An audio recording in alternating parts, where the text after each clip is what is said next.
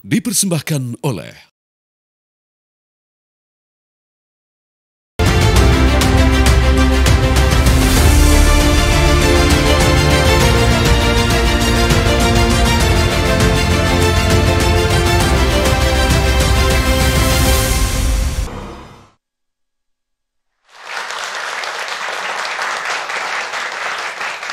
Assalamualaikum warahmatullahi wabarakatuh. Sejarah akan terukir malam hari ini kurang dari 2 jam. Kita akan mendengarkan bersama setelah 10 tahun absen. Indonesia akan hadir di markas besar Perserikatan Bangsa-Bangsa. Presiden Prabowo Subianto akan memberikan pidato di sidang umum PBB. Urutannya ketiga, yang pertama Presiden Brazil, Lula da Silva, kemudian Presiden Amerika Serikat Donald Trump, dan Prabowo Subianto. Banyak pihak ekspektasinya sangat tinggi berharap narasi muatan yang dibawa oleh Presiden Prabowo Subianto, Memory of the World. Kita akan nantikan bersama meskipun masih rahasia 15 menit ini apa yang akan disampaikan oleh Presiden Prabowo Subianto. Apakah di sana membahas mengenai reformasi veto, kemudian yang pasti adalah mendukung negara Palestina, kedaulatan Palestina, serta poin Global South. Itu masih simpang siur, masih spekulasi, tapi apa sebenarnya yang perlu ditekankan dalam pidato Presiden Prabowo Subianto di hadapan seluruh kepala negara dunia. Dukungan terhadap Palestina gelombangnya makin luas, awalnya 111, 114, 147, dan per hari ini kami mendengar sudah ada 157 negara yang mendukung kemerdekaan Palestina. Bayangkan, tadinya mungkin yang masih satu aliansi sama Amerika Serikat, ada Perancis dan Inggris, mereka sudah pindah haluan, mereka mendukung kemerdekaan Palestina. Terima kasih banyak kepada BAS yang mendukung program Catatan Demokrasi malam hari ini, karena spesial, mungkin satu setengah jam ke depan kita akan sama-sama mendengarkan langsung nanti bagaimana pidato Presiden Prabowo Subianto. Tapi terlebih dahulu kami akan tampilkan, berikut ini merupakan cuplikan sebelum sidang yang malam hari ini dianggap gong banget. Kemarin Presiden Prabowo hadir dalam konferensi internasional tingkat tinggi tentang two-state solution dan juga membahas Palestina. Kita dengarkan terlebih dahulu berikut ini. Le temps est venu. C'est pourquoi, fidèle à l'engagement historique de mon pays au Proche-Orient, pour la paix entre le peuple israélien et le peuple palestinien,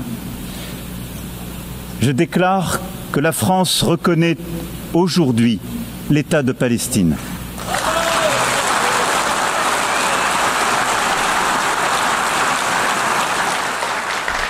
Baru saja tadi kita simak sikap dari Presiden Prancis Emmanuel Macron. Kita simak kembali mengenai pidato Presiden Prabowo Subianto di KTT Palestina dan juga two-state solution berikut ini.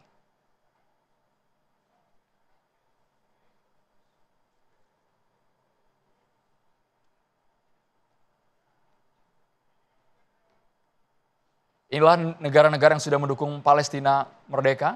Bayangkan sudah ada 151, 157 negara yang menyatakan kedaulatan Palestina. Jadi kita bukan hanya berbicara mengenai geopolitik, moral, kebangsaan, tapi ini memang murni unsur kemanusiaan. Kita semua sepakat tidak ada yang mau lagi melihat bagaimana kebrutalan Zionis Israel yang terjadi di Palestina. Bahkan jumlah korban jiwa puluhan ribu orang meninggal dunia.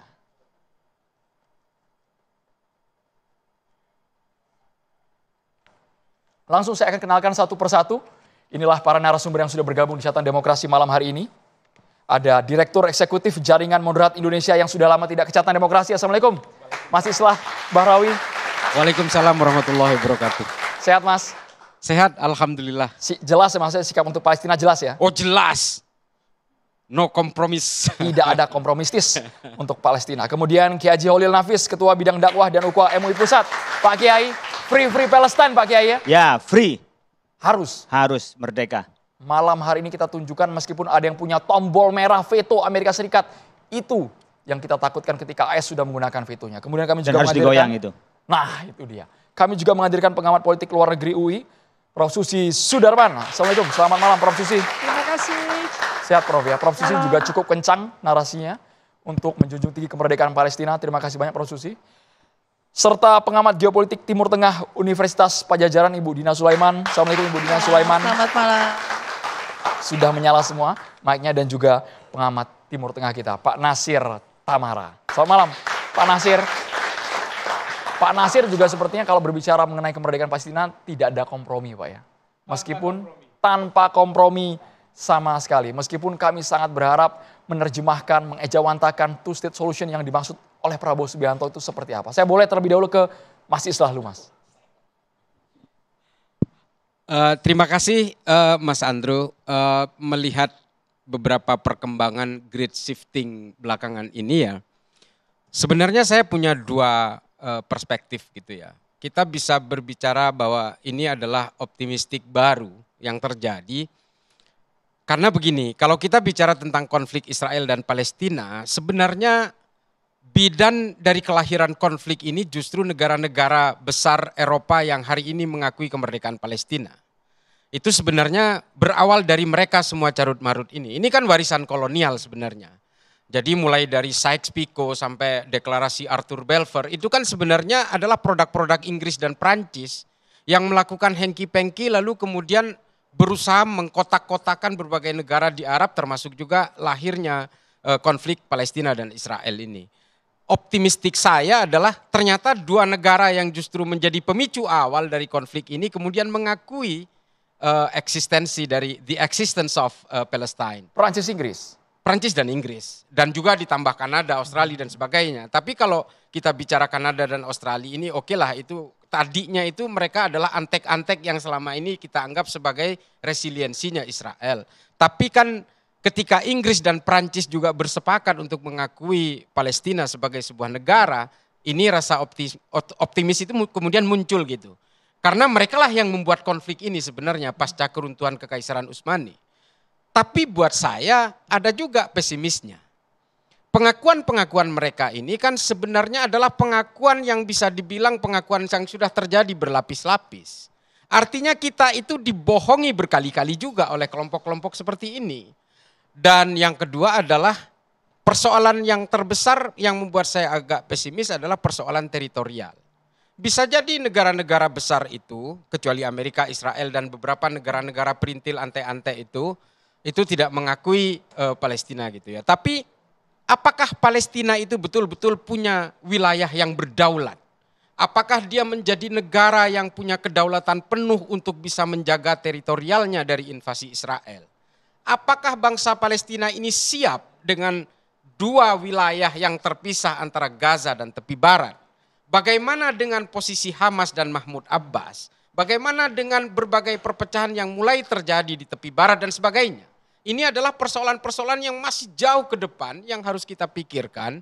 Artinya pengakuan bahwa Palestina sebagai negara itu bukan keputusan-keputusan final. Masih ada beberapa pekerjaan lanjutan yang harus diselesaikan oleh dunia hari ini. Kita tahu bahwa Netanyahu ditetapkan sebagai war criminal. Apa akhirnya? Belum ada tindakan apa-apa dari penjahat dunia. Perang, cap dunia sudah jelas. Exactly. Jadi apalagi tentang ini, kita bisa berbicara full of optimistic kalau ternyata keanggotaan Palestina di PBB sebagai anggota penuh. Punya hak suara dan sebagainya. Ini kan masih belum diratifikasi keanggotaan Palestina dan sebagainya. Mudah-mudahan adanya Pak Prabowo di sana dan juga beberapa pemimpin dunia ini punya solusi baru. Tapi jangan hanya dipikirkan tentang independence of Palestine saja. Bagaimana bangsa Palestina itu harus siap dengan situasi politik hari ini dan ke depan.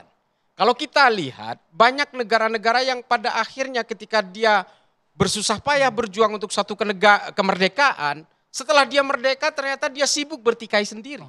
Sama seperti Emirat Afghanistan misalnya. Nah ini adalah persoalan-persoalan berikutnya yang harus dipikirkan oleh dunia. Tapi saya memang agak saya sayangkan kemarin pidatonya Pak Prabowo, kalau saya tidak salah mendengar, tidak ada kata genosida satupun. Sayang sekali. Padahal yang terjadi di Gaza itu adalah genosida. Kita punya rekamannya, kalau memungkinkan rekamannya diputar kembali, apakah memungkinkan? Atau saya salah dengar ya, karena saya dengarnya hanya di YouTube ya. Jadi saya nggak tahu, tapi yang ada adalah against humiliation of human dan segala macam, kayak kurang lebih seperti itu ya. Cuplikan Tapi tersebut sudah kami siapkan. Apakah memungkinkan diputar sekarang? mungkin nggak ada genosidenya. Kalau yang saya dengar di mobil itu secara utuh, kayaknya kok nggak ada genosida. Dengan Gitu. durasi Padahal sekitar 5 menit kemarin. Lebih sebenarnya, tapi Iya. yang kami miliki dengan akhirnya artinya sudah mati 5 sendiri menitan. karena memang di luar durasi yang ditentukan di PBB. Tapi pada intinya adalah pidato Pak Prabowo hari ini, kemarin itu yang di New York itu adalah refinement of standing position dari Indonesia.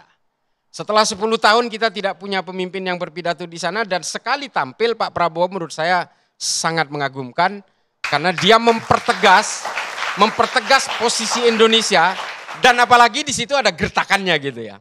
Kita akan mengakui Israel sebagai negara kalau Israel mengakui Palestina sebagai negara yang merdeka. Nah itu keren banget tuh. Keren banget. Bu Dina Sulaiman, tanggapannya terlebih dahulu Ibu sebelum kita menunggu 1 jam lagi ke depan. Ya baik, saya mau menyambung dari Mas Islah tadi. Kalau saya justru berbeda pendapat ya dari sisi pernyataan bahwa Indonesia mau mengakui Israel, seandainya Israel mau mengakui Palestina. Buat saya itu sebuah absurditas dari sisi bahwa yang namanya kemerdekaan itu kan tanpa syarat ya, hak tanpa syarat. Jadi kalau kita menggunakan narasi itu, seolah kita menjadikan kemerdekaan ini adalah sesuatu yang kondisional. Padahal seharusnya sudah berikan saja, tak perlu ada syarat. Apalagi sejalan juga dengan yang tadi disampaikan oleh Mas Islah. Kalau sudah diakui, so what gitu kan? Apa diakui? Sekarang juga ada 152 tadi negara yang sudah mengakui, terus apa gitu kan? Karena yang namanya pengakuan seharusnya diikuti dengan implementasi, kan gitu ya. Ketika kita sudah mengakui Palestina menjadi sebuah negara merdeka, artinya kita juga harus melakukan hal-hal yang menegakkan kemerdekaan itu. Misalnya sekarang Palestina di Yerusalem diduduki oleh Israel, di tepi barat diduduki oleh Israel, di Gaza digenosida oleh Israel. Terus kita hanya mengakui saja tapi nggak melakukan hal-hal yang konkret, dan itu sudah dilakukan oleh semuanya. Dan ini yang dikritik oleh reporter khusus PBB Francesca Albanese ya. Kalau memang mengakui, berarti segera lakukan sesuatu hal yang bisa menegakkan hak atau konsekuensi dari pengakuan itu. Apa yang disampaikan oleh Francesca, usulan konkretnya dan menurut saya itu sangat bagus adalah ya hentikan sekarang kerjasama hubungan dagang, baik resmi atau tidak resmi, kerjasama yang diam-diam apapun terbuka, hentikan semuanya kerjasama dengan Israel. Dan itu dilakukan oleh semuanya, terutama suplai senjata dari negara-negara besar. Nah, sehingga saya pikir yang pidato Pak Prabowo itu di forum diplomasi kan, di forum PBB, dan diplomasi itu kan sebenarnya kata-kata ya. Kita memilih kata-kata mana nih yang lebih berdampak gitu loh. Saya pikir seharusnya jangan kata-kata itulah yang dipilih. Bahkan harusnya kita bicara soal hentikan genosida tadi, betul sekali. Harusnya kita bicara lebih heroik lagi, lebih anti kolonialisme lagi, itu jauh lebih berdampak. Kita tunggu malam hari ini siapa tahu akan lebih heroik, lebih menggelegar lagi betul. Dibandingkan yang kemarin ya. Ya, Ibu saya Dina. harapnya seperti itu. Baik, saya boleh ke Pak Kiai Holil Nafis. Sekarang ada pernyataan yang luar biasa juga, tantangan, ancaman dari PM Israel, Netanyahu. Kalau negara-negara ini sudah mengakui kemerdekaan Palestina, saya akan membalas. Pemukiman Yahudi akan kami perlebar ke Yudea, ke Samaria. Saya bukan karena duduknya sama dengan Mas Islah ya. Tapi saya sependapat Bu dengan Mas Islah bahwa kata-kata Pak Presiden, saya akan mengakui kemerdekaan Palestina kalau Israel mengakui terhadap kemerdekaannya Israel kalau Israel mengakui terhadap Palestina. Saya pikir itu kata-kata yang satire ya. Kalau Anda bicara tentang bagaimana tentang kemerdekaan, demokrasi, bicara soal kemanusiaan, sementara Anda tidak memanusiakan manusia, sebuah syarat kami akan bisa bekerja sama dengan orang yang menghargai itu. Bukan berarti bahwa kemerdekaan itu bersyarat, tidak. Tetapi bahasa satire yang disampaikan oleh Pak Presiden. Saya sendiri ketika membaca itu terus terang aja, bukan memaknai tentang kemerdekaan itu bersyarat, tidak. Tapi pilihan kata yang cukup berdampak menurut saya. Memukul terhadap perilakunya Israel, meskipun Israel tak pernah mengakui terhadap kesalahan itu. Itu. Yang kedua berkenaan dengan, ya memang ketika membalasnya dari Amerika, dari Israel, Netanyahu mengatakan, dia gak akan pernah mengakui terhadap Palestina gitu ya. Kemudian dari 150 negara, awalnya di 142 negara, yang 10 menolak, 12 abstain. Masa dari 100 sekian itu kalah dengan yang 10. Dan yang 10 akhirnya cuma Israel dengan Amerika saja yang memainkan, yang lain cuma antek-anteknya saja. kalau bicara soal hak asasi manusia, bicara soal kemerdekaan, bicara soal bagaimana kita membangun kebersamaan, saya pikir itu dunia sudah, menurut saya sudah tidak sehat ya. Bagaimana ada hak veto di situ, bicara soal demokrasi, suara terbesar, suara terbanyak. Menurut saya berharap besar betul dengan absennya Indonesia selama 10 tahun, kemudian Pak Prabowo hadir di situ dengan membawa tekad, dan itu suara kita sebenarnya. Jadi sebenarnya negara-negara yang menciptakan konflik seperti di Inggris ya sendiri, yang membagi dan sekarang mewariskan konflik itu lalu mengakui kemerdekaan. Saya juga masih ragu dengan mereka apakah benar mengakui kemerdekaan atau yang menciptakan konflik baru. Karena memang suara dunia di mana-mana ya tak bisa dihindari sekarang dengan media sosial yang orang bisa langsung live melihatnya. Orang melihat bagaimana kemanusiaan. Bagaimana orang tidak bicara soal agama, nggak bicara lagi soal lintas negara, tidak. Tapi bicara soal kemanusiaan. Bagaimana genosida yang di Gaza, bagaimana orang-orang yang dibikin lapar lalu mati dan bantuan tidak bisa masuk. Saya pikir kalau masih waras kemanusiaan pasti mengatakan ini adalah tidak manusiawi. Nah, oleh karena itu saya pikir ketika negara-negara itu seperti Australia mengakui umpamanya sebagai bagian kan dari Inggris juga mengakui terhadap kemerdekaan Palestina. Saya pikir kan sudah tidak kuat dengan desakan penduduknya pada masyarakat rakyatnya. Rakyatnya demo besar-besaran kok tanpa digerakkan apa-apa tapi digerakkan oleh kemanusiaan. Jadi saya berpikir ini khawatir menciptakan adalah konflik baru dan hanya menciptakan pemanasan tentang perang dunia juga barangkali. Kenapa merasa besar lalu mereka rame-rame memusuhi Amerika dan Israel dan nyatanya mereka dan kita tidak bisa lepas dari cengkeraman Amerika dan Israel itu. Pak Nasir Tamara. Rasanya dunia tidak harus tinggal diam Pak sekarang, mereka harus bergerak meskipun terkesan kita dibuat putus asa gara-gara negara yang memiliki hak veto yang bisa tiba-tiba mengubah semua keputusan ratusan kepala negara. Pak Nasir Tamara, bisa digunakan mic-nya. Konflik ini konflik 77 tahun yang paling kejam, yang paling lama dalam sejarah. Yang ditangani oleh PBB sejak 48. Dan PBB selama 70 tahun tidak berhasil. Boleh lebih dekat lagi Pak? Tidak berhasil membuat Palestina dan Israel berdamai dan berada di dalam posisi dua negara yang sama-sama berdaulat. Jadi karena konflik itu begitu dalam dan melibatkan dunia Arab, dunia Islam, Kristen, Yahudi, sedunia, kita tidak bisa dan mustahil kalau kita menuju sebuah solusi yang cepat. Karena Timur Tengah itu penuh dengan ketidakpastian, penuh dengan dendam. Itu dari sejak Perang Salib, Bung. Berapa abad yang lalu. Dan itu masih ada di dalam memori orang, memori kolektif dari bangsa Arab, bangsa Yahudi semuanya. Dan itu ada di dalam kitab-kitab suci juga. Permasalahan-permasalahan itu, semua kitab suci berbicara. Jadi apa yang kita lakukan, bisa kita lakukan dan Presiden Prabowo lakukan, itu sudah sangat bagus. Jadi kita tidak bisa meminta sesuatu yang maksimum, optimum pada saat ini, tapi memahami sejarah. Saya melihat bahwa tentunya jangan sampai perubahan sikap dari negara-negara NATO, pemilik nuklir seperti Perancis dan Inggris yang dulunya itu sesudah Perang Dunia Pertama itu menguasai Timur Tengah ya, membagi-bagi Timur Tengah itu, yang tadinya membela Israel sekarang berubah pendapat. Dan ini sudah sangat bagus. Kalau saya melihat yang perlu dilakukan adalah terus melakukan tekanan terhadap Israel. Pertama, bukan hanya boikot ekonomi, tapi juga terutama boikot dari militer. Jadi Israel itu tidak independen dengan senjatanya. Mereka mengimpor dari Inggris, mengimpor dari Amerika Serikat, dari banyak negara. Dan mereka juga secara ekonomi tidak kuat. Tumpuan Israel satu-satunya adalah Amerika Serikat. Jadi bagaimana, berapa lama Israel bisa bertahan? Karena perubahan sikap masyarakat Amerika sendiri. Yang tadinya mayoritasnya mendukung Israel, sekarang itu mayoritasnya yang begitu saya baca sudah membenci Israel ke arah situ. Saya memilih kata-kata satu membenci karena harus memilihnya. Ini suatu perubahan luar biasa. Jadi apa yang dicapai hari ini, dalam sidang umum hari ini di mana Presiden kita bicara, suatu hasil maksimal.